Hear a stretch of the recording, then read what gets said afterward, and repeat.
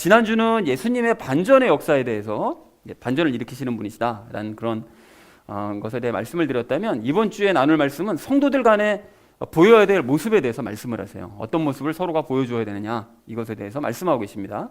그래서 이번 주 전체 주제를 이렇게 잡았는데요, 서로에게 이제 본을 보이자라는 주제를 가지고 각절 말씀 우리 나누는 시간 갖도록 하겠습니다. 먼저 18절 말씀 우리 함께 읽도록 하겠습니다. 만일 그가 내게 잘못을 했거나 조금이라도 빚을 졌거든 그것을 내 회계장부에 넣으라 라고 말씀합니다. 여기서 그가 라고 얘기하는 것은 당연히 누구냐면 오네시모겠죠. 그리고 너에게 라는 것은 이제 빌레몬을 얘기하는 것이고요. 자, 그런데 회계장부에 넣으라고 바울이 얘기를 하거든요. 그러면은 바울을 위한 회계장부가 별도로 따로 존재를 했었던 건가? 라고 이제 생각을 할 수 있는데, 사실 그렇다기보다는 회계장부를 새롭게 만들어서 그 오네시모에게 빚진 금액을 바울이 대신 갚아준단다 라고 회계장부에 네가 적어놔라 라는 그런 이제 의미가 되겠습니다. 자, 그런데 여기서 한 가지 궁금한 것은 그가 내게 잘못을 했거나 조금이라도 빚을 졌거든이라고 바울이 얘기를 하거든요. 근데 바울이 오네시모가 잘못했다는 거 알고 있잖아요. 그래서 오네시모를 빌레몬에게 보냈거든요. 그리고 빚졌다는 것도 알고 있거든요. 돈을 훔쳤다는 것도. 그런데 왜 잘못을 했거나 빚을 졌거든이라고 왜 물어봅니까?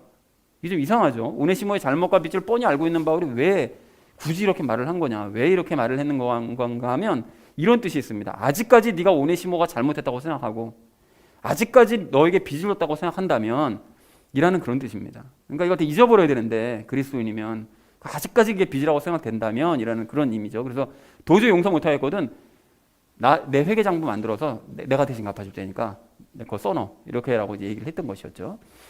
자, 그래서 18절 전체 의미를 이렇게 정리할 수 있겠는데요, 아직까지 오네시모가 잘못했다고 생각하거나 조금이라도 빚을 졌다고 생각한다면 그것을 내 회계장부에 기록해 두어라 라고 얘기했다는 것이 이제 18절의 의미가 되겠습니다. 자, 이어진 19절 말씀 우리 함께 읽도록 하겠습니다. 나 바울은 내 손으로 그것을 썼노니 내가 그것을 갚으리라. 내가 이 외에 내 자신마저도 내게 빚지고 있는 것에 대해서는 내가 내게 말하지 아니하노라 라고 말씀합니다. 말씀이 길어서 좀 잘랐는데요, 내 손으로 그것을 썼다고 얘기하는데 이게 이제 내 손으로 뭘 썼다는 것을 얘기하는 건가 하면 회계장부를 자기는 써놨다는 거예요. 그러니까 한마디로 바울이 내가 대신 갚겠다는 각서를 아예 써놨다는 거예요. 준비를 해놓고 있다는 거예요. 그래서 혹시 이제 빌레몬이 너가 원한다면 나 그 돈 받아야겠어요 라고 한다면 그 각서 내가 너한테 주고 언젠가 내가 이제 비용이 생기면, 돈 생기면 너한테 오네시모 대신해서 갚아줄게 라고 이제 바울이 얘기를 하는 거죠. 이렇게까지 얘기하는데 뭐 어떻게 받겠어요. 그러니까 어쨌든 바울이 그것을 이제 얘기를 합니다. 갚을 각오를 하고. 자, 그리고 그 하반절 말씀을 보면 그 내게 빚지고 있는 것이라고 얘기를 하는데요. 그러니까 바울이 그 빌레몬이 자기에게, 바울 자신에게 빚지고 있는 것도 있다는 거예요. 그게 무슨 빚이냐면 복음에 대해서 빚진 것을 뜻합니다. 즉 빌레몬이 바울에게 이제 복음을 듣고 구원을 받은 사람이거든요. 그러다 보니까 영적으로 너는 나에게 사실은 크게 빚을 졌다는 거예요. 그러니까 그것에 대해서 나는 너한테 지금 말하지 않고 있다를 얘기합니다. 그러면 생색내려고 바울이 이런 얘기했을까요?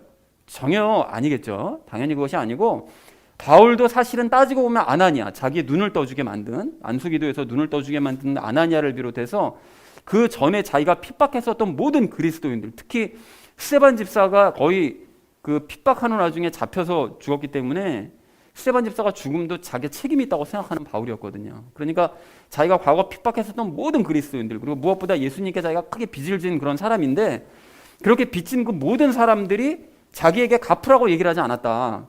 그렇기 때문에 나 자신도 빚에 대해서 말하지 않는다는 거예요. 그러니까 내가 빚진 모든 사람들도, 그리스도인들이 너 그동안 나에게 빚졌으니까 빚 갚어 이렇게 얘기하지 않으니까 나도 말하지 않았으므로 너도 그런 것에 대해서 빚으로 생각하지 않았으면 좋겠어 라고 이제 권면을 하는 것이죠. 그리고 이렇게 자신을 비롯한 선배들이 본을 보였으니까 빌레몬도 오네시모에 대한 빚을 잊었으면 좋겠다 라는 뜻으로 이제 말을 한 것이지 뭐 생색내려고 얘기한 것이 아니었습니다. 자, 그래서 19절 전체 의미를 이렇게 정리할 수 있겠는데요, 나는 각서까지 써놨으니 내가 대신 갚아주겠다. 하지만 네가 빚진 것에 대해서 내가 말하지 않고 있다는 것을 너도 좀 알아줬으면 좋겠다 라고 얘기했다는 것이 19절의 의미가 되겠습니다. 자, 이어진 20절 말씀 우리 함께 읽도록 하겠습니다. 참으로 형제여, 내가 주 안에서 너로 말미암아 기쁨을 얻게 하고 내 속 중심을 주 안에서 상쾌하게 하라 라고 말씀합니다. 여기 내 속 중심을 주 안에서 상쾌하게 하라고 말씀하는데 이 말씀 어디서 많이 본 말씀이에요. 이게 어디서 받는가 하면 바울이 지난 7절에서 그 빌레몬 믿음 때문에 그 빌레몬 교회 성도들이 속 중심이 상쾌하게 되었다고 칭찬한 적이 있었거든요. 지난 7절에서.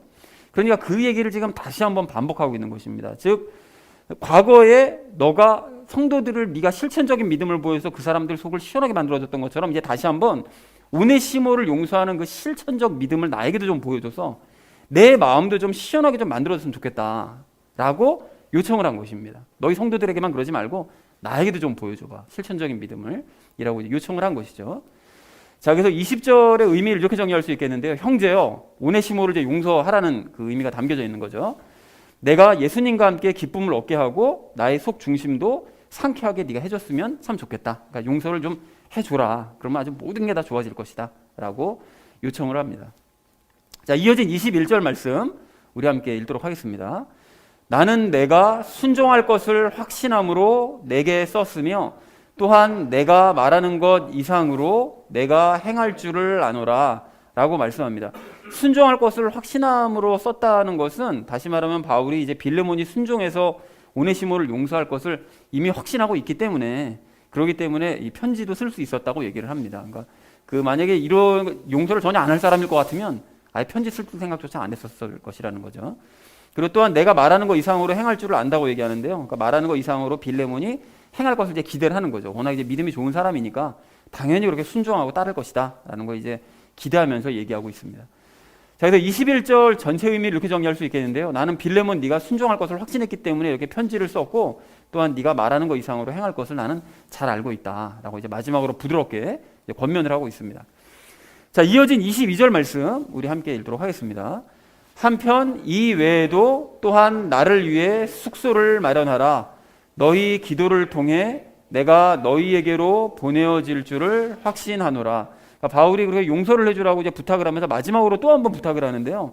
내가 너희에게로 보내어질 줄을 확신을 한대요. 이게 무슨 소린가 하면 바울이 지금 감옥에 있잖아요. 근데 감옥에 나온 이후로 언젠가 빌레몬과 그의 성도들을 만날 계획을 가지고 있었어요. 왜요? 그 사람들이 기도하고 있거든요. 우리가 좀 바울을 좀 만나서 바울의 말씀을 좀 듣고 싶다라고 지금 바울을 위해서 기도를 하고 있기 때문에 난 반드시 너희 때문이라도 감옥에 나가게 될 것이 맞을 거다. 그리고 나가면 너희를 분명히 만나러 가게 될 것이다. 라고 이제 얘기를 하고 있는 것이죠.